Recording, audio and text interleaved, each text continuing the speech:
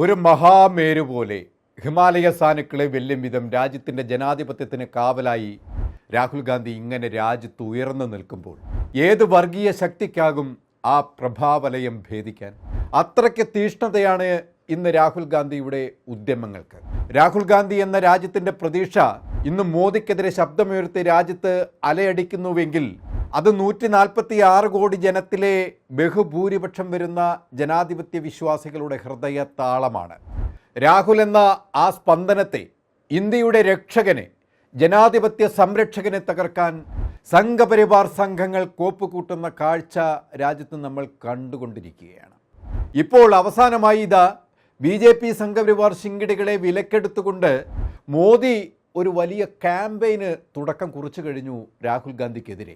രാജ്യത്തെ വിശിഷ്ട വ്യക്തികളെന്ന് അഭിസംബോധന ചെയ്ത ഒരു പറ്റം ആളുകളെ ലേബൽ പതിച്ച് പ്രമുഖരെ സംഘടിപ്പിച്ച് തുറന്ന കത്തുകൾ വഴി രാഹുലിനെതിരെ പ്രതികരിക്കാൻ ഇറക്കി വിട്ടപ്പോൾ അത് വെറും ജലരേഖയായി മാറിപ്പോയി. ഇന്ന് കൃത്യമായി പറഞ്ഞാൽ 272 ആളുകൾ, അതായത് 16 വിരമിച്ച ജഡ്ജിമാർ, 123 റിട്ടയർഡ് ചെയ്ത ബ്യൂറോക്രാഫ്റ്റ്സ് എന്ന ഉന്നത ഉദ്യോഗസ്ഥർ ആയിരുന്നവർ, 14 മുൻ സ്ഥാനപതിമാർ, 133 പട്ടാള പോലീസ് ഉദ്യോഗസ്ഥന്മാർ. സത്യത്തിൽ ഈ കണക്കുകളിൽ ഉൾപ്പെട്ട ഈ പറയുന്ന പ്രമുഖർ BJPക്ക് അടിമ വെച്ച മോദി ഭക്തരാണ് എന്നതാണ് ശ്രദ്ധേയം.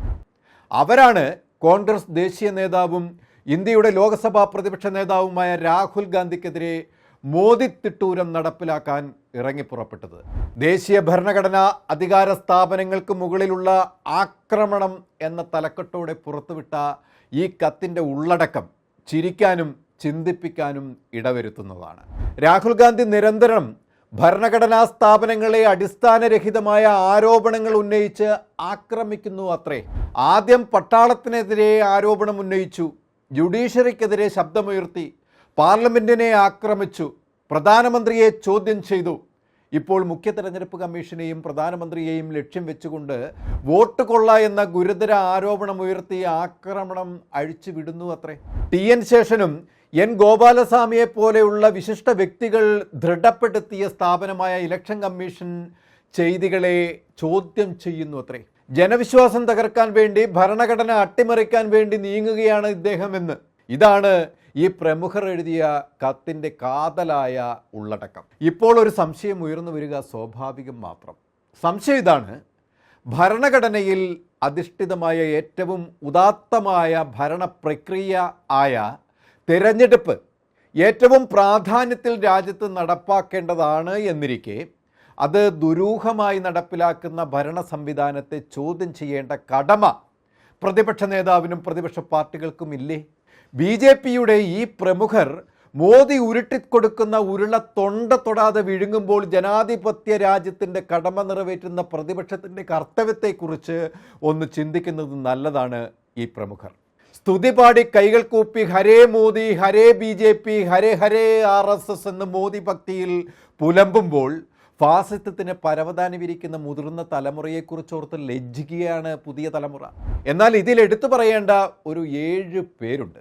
കാരണം രാജ്യത്തിൻ്റെ സുരക്ഷയ്ക്ക് വേണ്ടി മോദി അവതരിപ്പിച്ച ഇവർ വിവിധ അഴിമതിയിൽപ്പെട്ടവരാണ് എന്നതുകൊണ്ട് തന്നെ. ജസ്റ്റിസ് SN ദിൻഗ്ര കോടതി നിയമിച്ച നിരീക്ഷക സ്ഥാനം ദുരുപയോഗം ചെയ്ത ജസ്റ്റിസാണ്. ദീപക് സിംഗാൾ 1500 കോടി അഴിമതി, ഗോമതി റിവർ ഫ്രണ്ട് അഴിമതിയിൽ പ്രതിയാണ് ഇദ്ദേഹം. UP മുൻ ചീഫ് സെക്രട്ടറി ആയിരുന്നു. NV സുബ്രഹ്മണ്യൻ ആന്ധ്രാപ്രദേശ് മുൻ ചീഫ് സെക്രട്ടറിയാണ്. IPIC ഇവർ റിയൽ എസ്റ്റേറ്റ് അഴിമതിയിൽ പ്രതിയാണ്. RN സിംഗ് UP മുൻ DGP ആണ്. വീട്ടിൽ നിന്നും കണക്കിൽപ്പെടാത്ത 3 കോടിയിലധികം വരുന്ന പണം IT റെയ്ഡിൽ പിടിച്ചെടുത്ത ആളാണ് അദ്ദേഹം. AK മൊന്നപ്പ KPSSC പരീക്ഷയിലും BDA മ്യൂച്വൽ ഫണ്ട് അഴിമതിയിലും പ്രധാന പ്രതിയായ മുൻ കർണാടക ചീഫ് സെക്രട്ടറിയാണ്. രമേശ് സിൽക്കി കർണാടക മുൻ പ്രിൻസിപ്പൽ സെക്രട്ടറി, അനധികൃത സ്വത്ത് സമ്പാദന കേസിൽ പ്രതിയാണ്. BK സിംഗ് അനധികൃത സ്വത്ത് സമ്പാദനത്തിൽ പ്രതിയാണ്.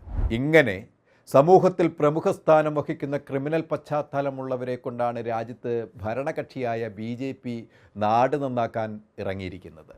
യഥാർത്ഥ തെളിവോടെ 3 തവണ വോട്ട് ചോരി ഉയർത്തി പത്രസമ്മേളനം നടത്തി രാഹുൽ ഗാന്ധി നിരത്തിയ തെളിവുകൾക്ക് ഒരു മറുപടിയോ സ്ഥിരീകരണമോ നടത്താതെ തിരഞ്ഞെടുപ്പ് കമ്മീഷനും മോദിയും അനങ്ങാപ്പാറ നയം കൈക്കൊള്ളുകയും രാഹുൽ ആവശ്യപ്പെട്ട തെളിവുകൾ ഹാജരാക്കാതെ നിയമം മാറ്റിമറിക്കാൻ വ്യഗ്രത കാട്ടിയിടത്താണ് ക്രിമിനൽ പശ്ചാത്തലമുള്ള മോദി ഭക്തരെ കൊണ്ട് ഈ നാണംകെട്ട നീക്കം നടത്തുന്നത്.